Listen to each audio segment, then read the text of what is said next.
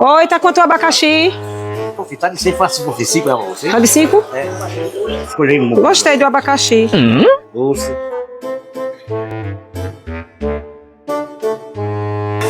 Muito molhado. Tá feio não, pode botar assim mesmo. Meu Deus. É, pode botar.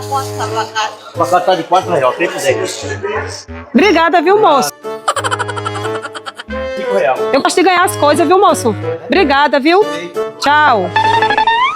Bagacinha, não é? Vai levar assim, é? Não, mas é só influência, eu não pago não. Isso aí. Eu não pago não, É, e moço. assim, quer dizer, onde eu pego lá, eu também sou empresa, eu pego de graça, é? Eu não pago.